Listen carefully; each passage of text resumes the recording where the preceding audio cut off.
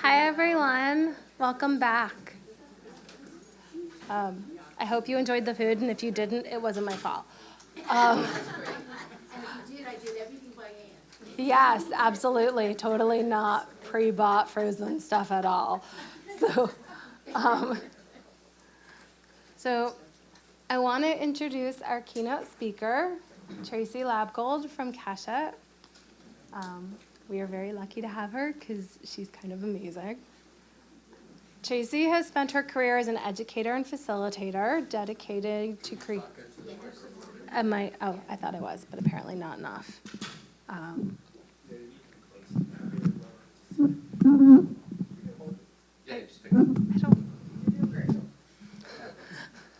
don't know what to do with these. So she's dedicated to creating safe spaces, having experienced bullying herself in her childhood. Whether it's through facilitating anti-bullying and diversity awareness workshops, helping others to understand the impacts of implicit bias, or promoting LGBTQ plus inclusion in Jewish spaces, Tracey loves to engage people in meaningful conversations about the possibilities available when each of us is safe to show up as our true selves. Tracey has a master's in English education from Teachers College at Columbia University. She started her career as a high school English teacher and spent the last decade facilitating anti-bias and diversity awareness workshops for the ADL. She joined the team at Keshet in 2021 and is proud to share that she's a member of the Wexner Heritage Program for 2023 cohort. She and her wife, Michelle, have 5 children. She loves to read and practice yoga in her spare time. And here's Tracey. Thank you. You are good. It's always kind of embarrassing when people read your bio in front of you, so thank you for that. My talk tonight is called "What Have We Been Conditioned to Believe is Acceptable?" So first, hi, my name is Tracey Labgold. My pronouns are she, her, and I am Keshet's Florida Education and Training Manager. Keshet is the Hebrew word for rainbow, and we're a 30-year-old national nonprofit that works for the full equality of LGBTQ plus Jews and our family members in Jewish life. We have 4 program departments at Keshet. I'm in the education and training department, so it is my job to work with Jewish organizations across the state to help them examine their programming, policy, and culture, see what they do well and what they can do better. Additionally, we have an LGBTQ plus Jews of Color program department that does virtual and in-person programming for LGBTQ plus Jews of Color. We have a community mobilization department that mobilizes communities in favor and against legislation that impacts our community. And we have a youth programs department that provides virtual and in-person programming for LGBTQ plus youth ages 13 to 24. I am getting to go on my very first Keshet Shabbaton I finally got invited. I'm very excited. So I'm chaperoning the East Coast Shabbaton in April. So I'm very excited about that. I can't tell you. It's highly top secret because we have to protect the safety of our youth. But it is in the East Coast. And additionally, even though my job is really to work with the staff of Jewish organizations, one of the things that has come as an outgrowth of my work in this community for the past 4.5 years has been the Queer Jewish Youth Alliance, which is a monthly group of teens that meet in Boca. If you are a teen who feels that you identify as Jewish and LGBTQ, or that a space that is for Jewish and LGBTQ teens feels like a space for you, you're invited to come. The meetings are monthly. They're free. We don't ask you about your identities unless you want to share. So if you know a teen that would benefit from that program, please let me know or tell them.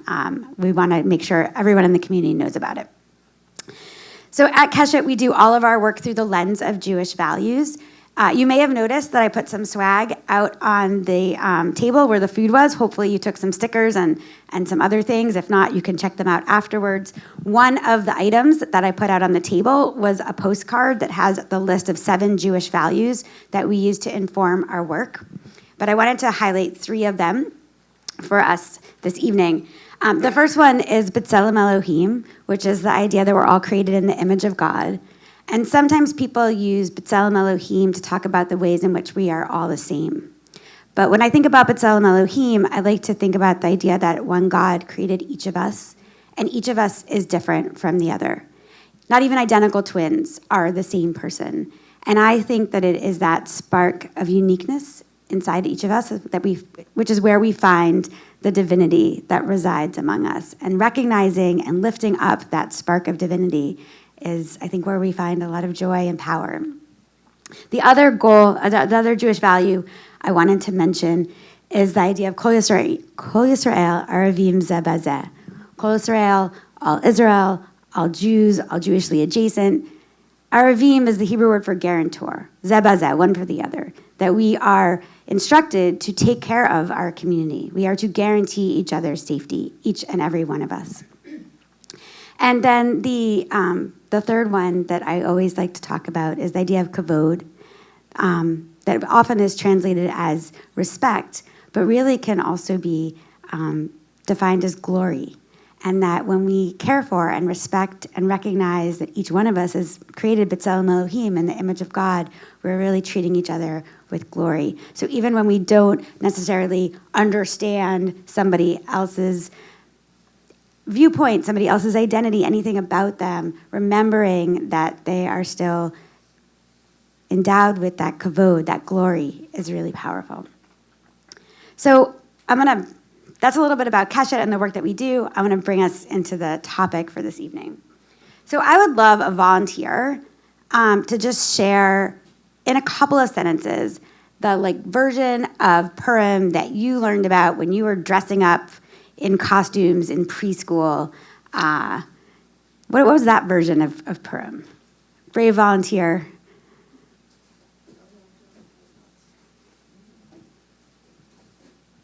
What did we learn? What was the preschool, the kindergarten, the grade school version of Purim?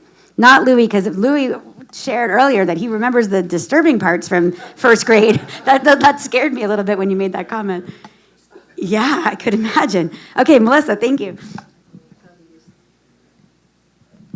So going to a Jewish day school, it was a lot of that. So it was, Esther good, Vashti bad. Yes, as Scott talked about, right, it was a beauty contest, not, not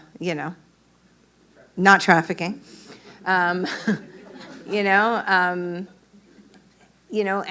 we would dress up, and, the little girls would be Esthers and Vashtis, and the boys would be Mordechais and Hamans, and, right. Actually, every girl wanted to be Esther. Our daughter wanted to be Vashti growing up, so that just doesn't, but, yeah.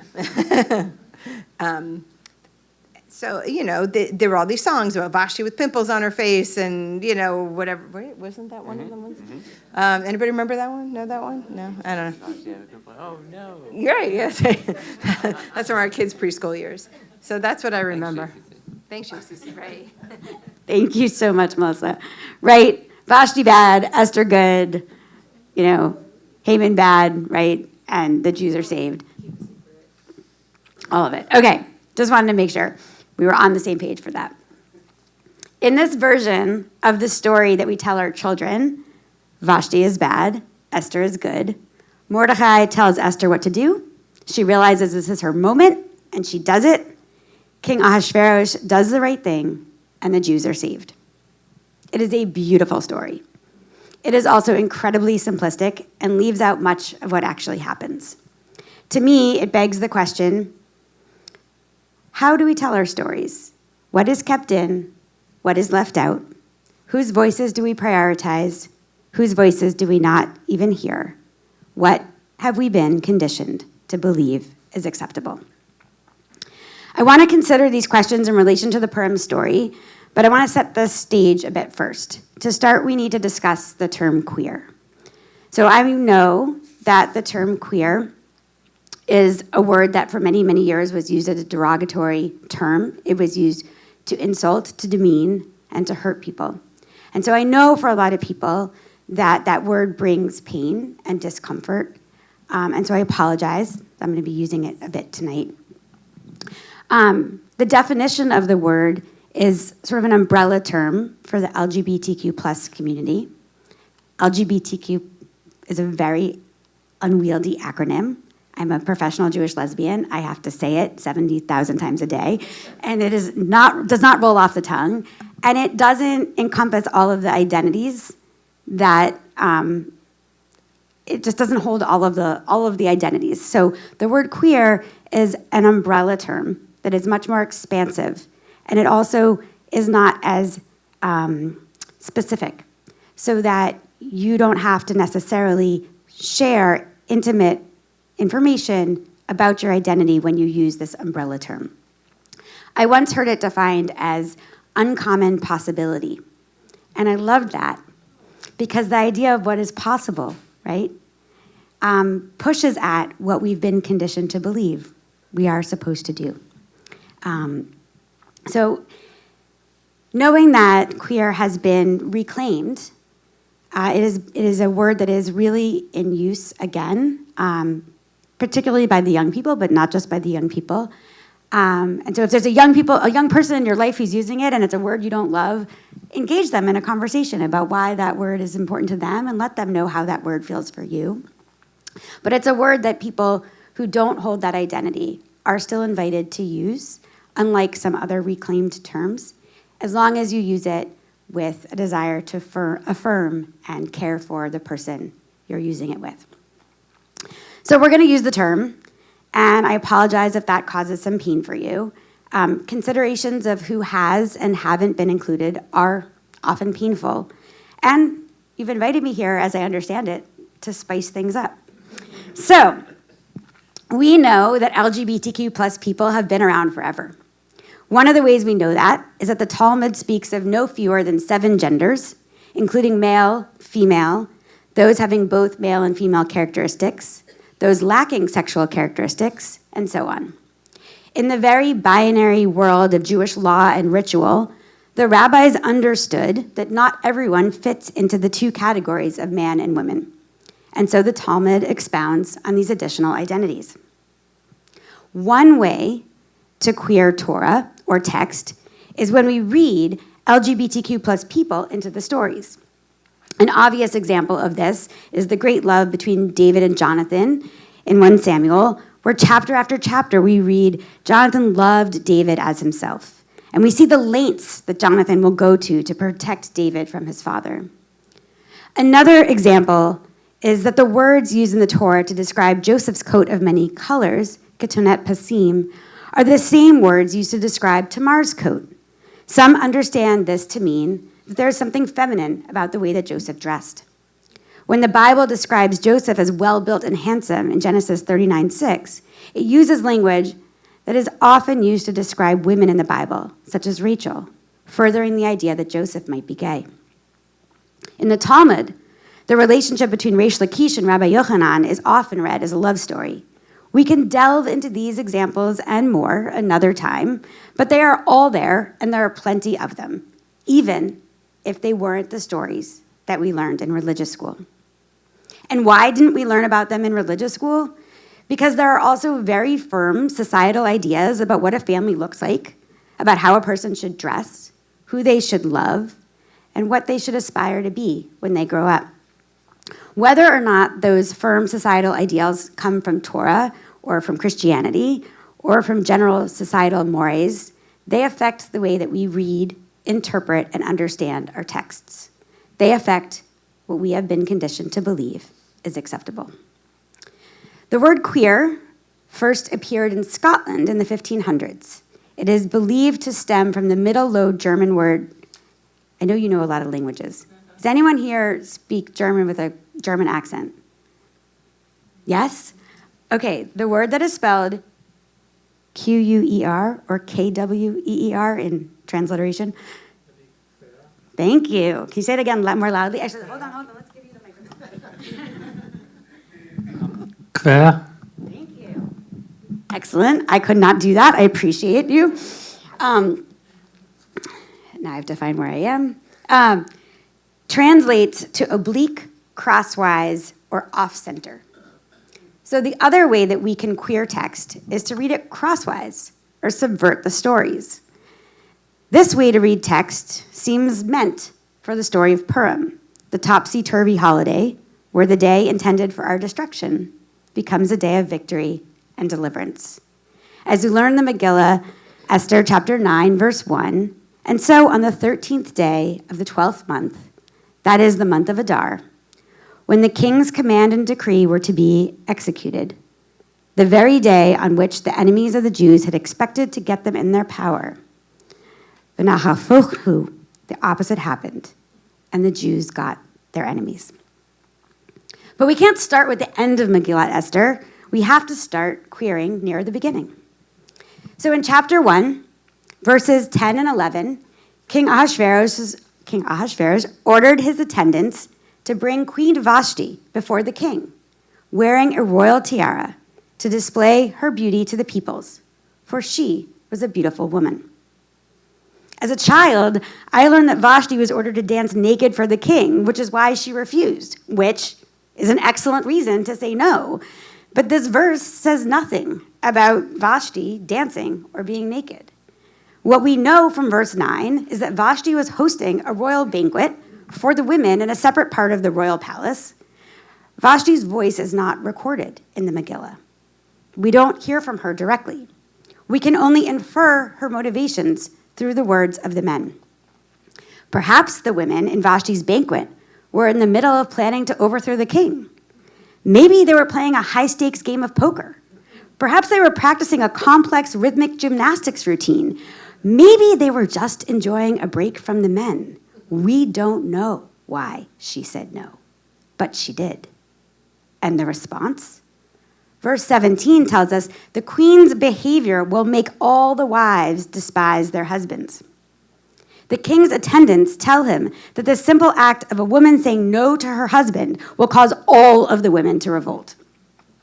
There must be a strong punishment for this behavior to send the message that a woman thinking for herself will not be tolerated. The king's attendant, Memucan, whose name, in my opinion, should also be drowned out by the grogger, then spends 5 verses telling the king how upset he should be. Let a royal edict be issued by you, then will the judgment executed by you resound throughout the realm, Memucan tells King Ahasuerus. In verse 21, the king does as Memucan proposed. When we think about systems of hierarchy, those who hold the power often cling to it tightly because they assume that the powerless do not want equality. They want vengeance. Those in power see it almost like a cake. If they share it, there will be less for them. Did Vashti want all of the women to despise their husbands? I mean, I guess it's possible. But it's also likely that she just wanted to finish her glass of wine with her friends and not be interrupted to do the king's bidding.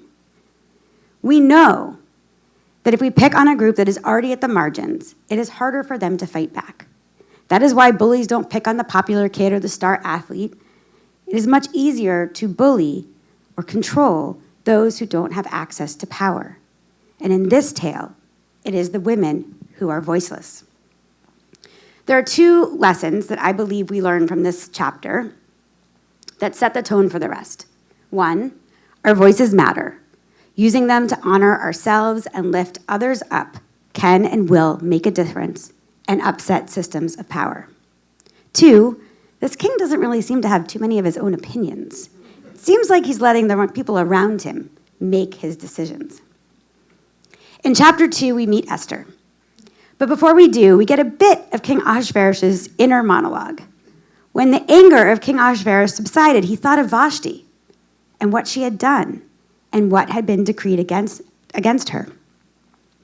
Is he regretting letting others make his decisions for him? Perhaps his hangover has worn off, and he realizes that he misses her and wants Vashti back. Vashti has modeled for us what it means to ignore expectations and act on conviction. Ahasuerus does no such thing here. There is no growth mindset. He doesn't fight for Vashti. He agrees instead to have beautiful young virgins be sought out for him. The text says, betulot tovot. There is no getting around that. These young women are not expected to have agency, and they are definitely not expected to use their voices. Additionally, we learn in verse 14 that these young women would go in the evening and leave in the morning. They would not go again unless the king wanted the young woman, whereupon she would be summoned by name. So let's make this very clear. A series of beautiful young virgins would spend the night with the king, and he wouldn't use her name until afterwards, and then only if she pleased him. This is deeply problematic. Brings to mind other powerful men and their actions toward young women. It definitely does not bring to mind consent. There is an absolute and obvious power imbalance here. But this is not the part of the story that we rally around. This is not the part of the story where we take out our groggers to block out what we are hearing. So let's get to that part of the story, and then we'll come back to this. The Hebrew root of Esther means hidden or concealed, and Esther does hide her identity from the king. As a queer person, I might understand Esther's hesitation to reveal her true identity. She is navigating her new role in the palace, and perhaps she isn't sure if she's safe. That is one way to bring LGBTQ plus themes That is one way to bring the LGBTQ plus theme of coming out into this story. And many people often make that correlation. But when I read verse 10, I notice something else. It says Esther did not reveal her people or her kindred, for Mordecai had told her not to reveal it. This is reiterated again in verse 20. Esther still did not reveal her kindred or her people, as Mordecai had instructed her, for Esther obeyed Mordecai's bidding, as she had done when she was under his tutelage. Esther has no agency here. Like the king and his attendants, Mordecai is thinking for the woman and dictating how she is showing up in the world, which in this moment is in a liminal place of power. Esther has access to the rooms where the decisions are made, but she does not yet have a voice with which to speak. We, the readers, know what has just happened when a woman spoke up. Does Esther know that too? Has Mordecai told her? What Mordecai does tell her is that there are two guards who are plotting to kill the king. And then she finds her voice. She tells Ahasuerus what the guards are up to. The offending guards are killed, and perhaps a foundation of trust begins. If, as I postured before, this story is a lesson in the value of being true to yourself, defying expectations and speaking out against those who want to deny you of agency, this is the first moment that we see that from Esther. However, it is offered simply as an explanation of why the king might later want to value Mordecai, not at all as a reason to be proud of Esther. In chapter 3, we meet Haman. You know this part of the story. Haman is obsessed with power and control. He orders everyone to bow down to him. Mordecai won't. And instead of penalizing Mordecai, Haman decides to do away with all the Jews throughout the kingdom. Classic anti-Semitism right here. Haman doesn't take issue with a Jewish person. He wants to harm all the Jews for doing nothing wrong. So naturally, as Jews, this is where we focus our attention. This is life or death. This is our animating force. We cannot let this happen, obviously. And is this the only place in the text where we feel galvanized to fight for justice? What about those betulot tovot, those beautiful young women, girls, virgins? Are we not galvanized to fight for them? We are living through rising anti-Semitism. It is everywhere, and it is terrifying. We should be motivated to do what we can to fight against it, to protect our Jewish communities, and to fight for our rights. Full stop. And we are living also through a time of many other injustices. ICE, the erosion of democracy, the attacks on the transgender community. There's a lot of pain in the world right now. Is it enough to only worry about anti-Semitism? To me, the queer reading of this story is the reminder that the Jewish community is not the only community experiencing harm. Like the women in this story who are either punished for using their voices or don't use them at all, the powerful want us to keep quiet, nameless. They don't want us organized, and they don't want us united.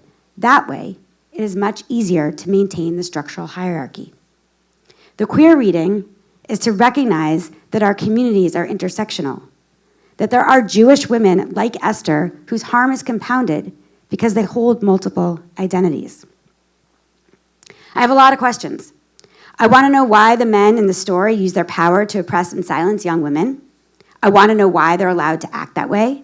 I want to know why when we read this story, we rush past that part to get to the part that we think is about us, the Jews, without realizing that many of us, the Jews, are women too. I want to know who it is that decides that some people are acceptable and others are not. I want to know why we don't spend more time considering this. And because I'm here on behalf of Keshet, and because Keshet's work and my passion are about galvanizing the Jewish community to care for the LGBTQ+ community, I want to leave us with this thought. In our current moment, the transgender, non-binary, and intersex communities are being denied basic human rights, like medical care, and basic decency, like using names, bathrooms, documents, and more that affirm their dignity. Not all transgender, non-binary, and intersex folks are Jewish, but many are. We have been conditioned to believe that some identities and some relationships are more acceptable than others, often by powerful men like King Ahasuerus, who don't actually have an ideology, but allow others to convince them to shut out the Vashtis, the voices of reason, in favor of oppressing marginalized folks and silencing voices of protest. Our queer lesson from Purim this year is to consider what we have been conditioned to believe is acceptable, to turn it upside down, v'nachafochu, so that we can remember that our Jewish values teach us to care more broadly. Kol Yisrael aravim zeh b'zeh. Yes, we absolutely need to fight anti-Semitism, but we can't stop there. Thank you.